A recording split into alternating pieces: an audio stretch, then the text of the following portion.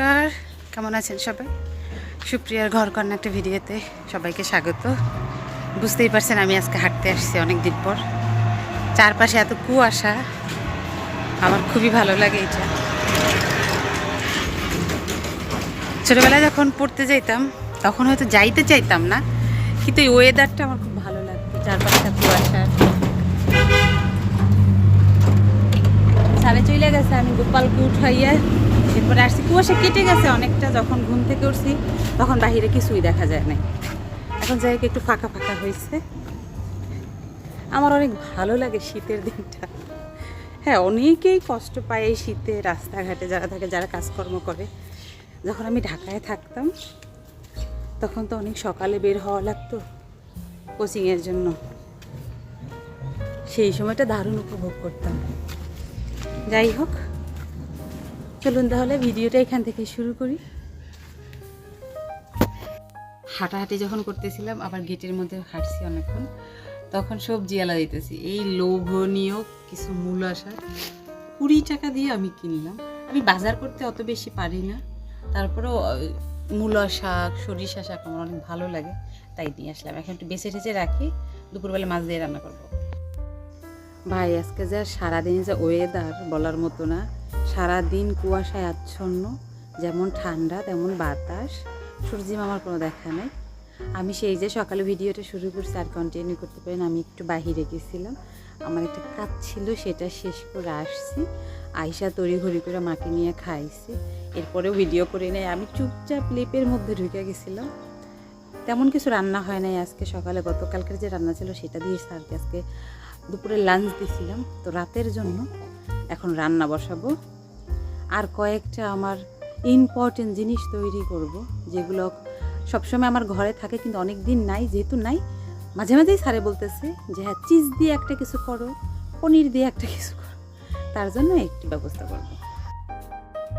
আমি ঠিক সন্ধ্যার আগ মুহূর্তেই রান্নাটা বসাই দিয়েছি। খুব সাধারণ রান্নাই করব, যাতে কোনো ঝামেলা না হয়। লাউয়ের তরকারি রান্না করব যেভাবে আমার মা রান্না করে। আসলে কিছু সবজির একটু ফ্লেভার থাকার জন্য মশলা কম দেওয়াটাই ভালো। যেমন লাউ রান্না করব আমি কোনো মশলা ছাড়া, আর আমি ঠিক অল্প তেলে আস্তে আস্তে মাছগুলো ভেজে নিচ্ছি। আমি যখন এই বাড়িতে প্রথম আসলাম তখন দেখতাম মাকে, মানে আমার শাশুড়ি মাকে, এত পরিমাণে তেল দিয়ে মাছ ভাজি করতো, আমার তো ভয়ই লাগতো। এই সময় সে ডাক দিল, আর পিছনে একটা কাপড় শুকানো সব আমি এখানে লাগিয়ে দিছি। এসে দেখি কি জানেন, আমার অনেক পছন্দের একটা জিনিস আনছে সে। প্রথমবার আমার পছন্দসই কিছু একা একাই আনছে। চলুন শেয়ার করি। এ তো আমার মন ভরে গেল, না বলতেই সে নিজে নিজে ফুল গাছ নিয়ে আসছে। আমি শুধু প্ল্যান করতেছিলাম যাব যাব যাব, কবে বের হব। আমি সেই টাইমটা আর পাইতেছিলাম না, তার জন্য আর বের হইয়া যে একটু আনবো, আনা হয় না। তো নিজেই দেখতেছি নিয়ে আসছে, বেশ ভালো লাগছে। পরিমাণে একটু কম, কিন্তু খুবই ভালো লাগতেছে। গাঁদা ফুলের গাছ, আর ওইটা মেবি ডালিয়া, ছোট ছোট গাঁদা ফুলের অনেক চারা আনছে। বিটুনিয়া আর ফুলের চারা আনছে, দোপাটি ফুলের চারা। দেখি যে এত ভালো লাগতেছে, মানে মন ভরে গেছে। সে গিয়েছিল আজকে নার্সারিতে, ওইখান থেকে নিয়ে আসছে। এই ফুলের নামটা আমি মেবি জানি না, দেখি এক সময় নেট সার্চ করে দেখে আপনাদেরকেও বলবো। আর লাগানোর পর তো আপনারা চিনবেন, এটা সম্ভবত ডালিয়া ফুলের চারা। আর এগুলোকে তো কুড়ি চলে আসছে, মন একেবারে আমার খুশি হয়ে গেছে। এদিকে মাকে আমি ডাইকে বলতেছি, দেখেন কত গাছ নিয়ে আসছে। আমাদের বাড়িতে কিন্তু আমার কাকি এই সময় অনেক ফুল গাছ লাগায়। আমি যখন বাড়িতে ছিলাম তখন তো আমিও লাগাইতাম, এখন কাকি নিচে লাগায়, ছাদে লাগায়, ফল ফুলের গাছে ভরপুর। আর আমি কাকির থেকে, আমার মায়ের থেকে গাছ লাগানোর অভ্যাসটা পাইছি। আমার গাছ লাগাইতে বেশ ভালো লাগে, গাছের সময় দিতে ভালো লাগে। সেটা ফল গাছ হোক, ফুল গাছ হোক, সবজির গাছ হোক, মানে প্রচণ্ড ভালো লাগে আমার। যখন ফুলে একেবারে গাছপালা ভরে ওঠে তখন তো আরও বেশি মন ভালো হয়।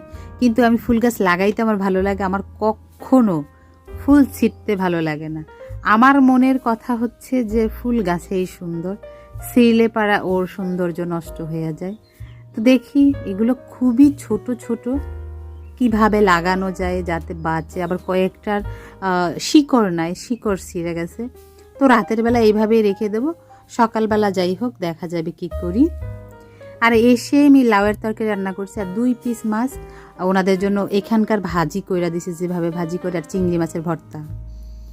যেহেতু আমি না বলতে আমার পছন্দের জিনিস নিয়ে আসছে, তার জন্য একটু খাতিরটা তো বেশি করতে হবে।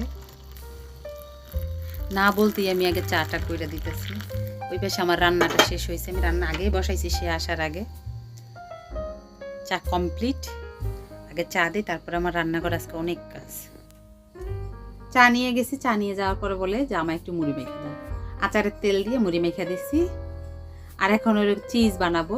মাঝে মাঝে এখন শীতের দিন যেহেতু স্যান্ডউইচ খেতে পছন্দ করি আমরা, পিৎজা খাইতে পছন্দ করি, অনেক ধরনের রোল, পকোড়া, তার জন্য একটু চিজটা ঘরে থাকলে খুব সুবিধা হয়।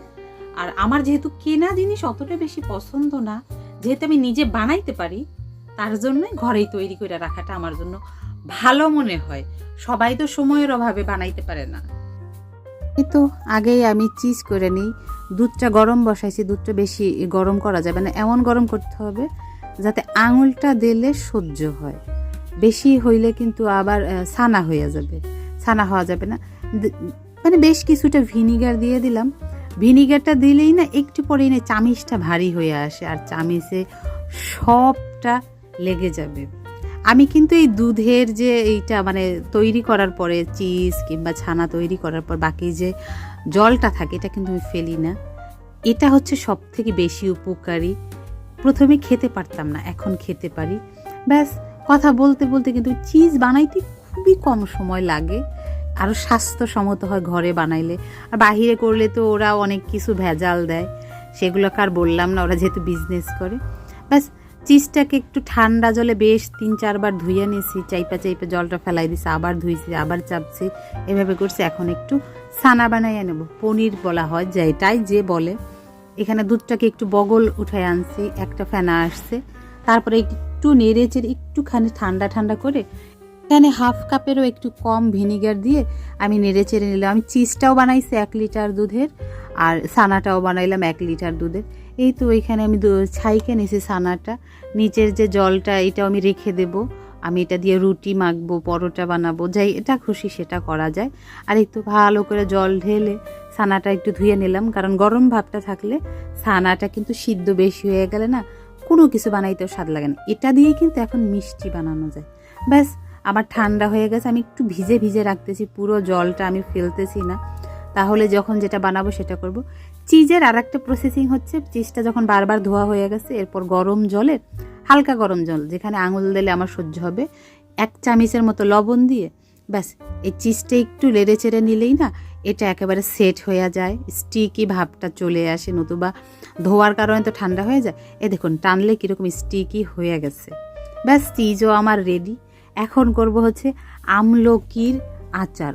সেদিন যে আমলকি আনছিলাম সেটা না আমি ভুলেই গেছিলাম, সবাই দেখার আগে আমি গোপনে না আমলকিটার আচারটা করে দিয়েছি। প্রথমে সিদ্ধ করে একটু একটু পচে গেছিলো পাশ দিয়ে, তাদেরকে ফেলে দিছি। ব্যাস গুড় এবং জল প্রথমে একটু জাল দিয়ে নিছি, ওইটা আমলকি ঢেলে দিয়েছে। আর এই পাশে করতেছি এখন একটু পরোটার ডো বানাবো। প্রথমে বেশ কিছুটা লবণ আর তেল দিয়ে ভালো করে মেখে নিছি, তারপরে এই যে ছানার যে জলটা ছিল সেই জলটা দিয়ে নরম নরম করে আটাটা মেখে উপর দিয়ে একটু তেল দিয়ে ব্যাস আধা ঘন্টার মতো রেখে দিলাম। আর এইখানে আমার প্রায় আচার রেডি। এটাকে মোরব্বাও বলা যেতে পারে, যেহেতু আমি একটু ঝাল দেবো তার জন্য ঝাল ঝাল মোরব্বা।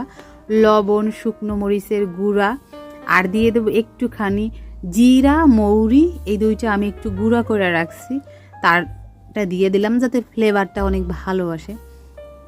আচার কিন্তু আমাদের জন্য একটুও স্বাস্থ্যসম্মত না, আমরা যতই ভালো করে বানাই। ব্যাস আচারটাও আমার রেডি হয়ে গেছে। এদিকে বেশ কয়েকটা বেশি করেই আমি পরোটা বানাইছি। আমি ত্রিকোণ শেপেও করি, গোল শেপেও করি, আবার চৌকো শেপেও করি। এই শেপটা দেখতে আমার অনেক ভালো লাগে, তার জন্য আমি এই 3 কোণা শেপের পরোটাগুলো বেলে নিছি। সারে যদি এখন খায় তাহলে ভেজে দেব, নতুবা এগুলো ফ্রোজেন করে রাইখে দেবো, মানে এপিট এপিট সেকে ঠান্ডা করে বক্স ভরে রাখলে সারা সপ্তাহ খাওয়া যায়। রাতে সব কিছু মিটাতে মিটাতে বেশ দেরি হয়ে গেল, তারা তো আগে খেয়ে নিয়েছিল। এখানে সারে ঘুমাইতেছে, ওর পাশে মাও ঘুমাইয়া গেছে, আমি সব গুছাইয়া মাত্র আসলাম।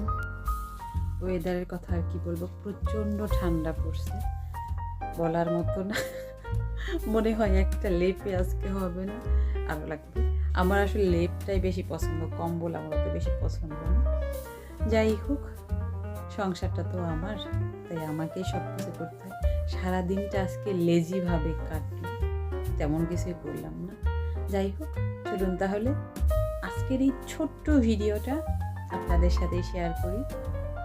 যদি এখন পর্যন্ত আপনি আমার চ্যানেলটাকে সাবস্ক্রাইব না করেন তাহলে অবশ্যই সাবস্ক্রাইব করে দেবেন। আর যদি ভিডিওটা ভালো লাগে অবশ্যই লাইক করে দেবেন। আর যদি ভিডিও সম্পর্কে কিছু জানার থাকে অবশ্যই কমেন্ট করে জানাবেন।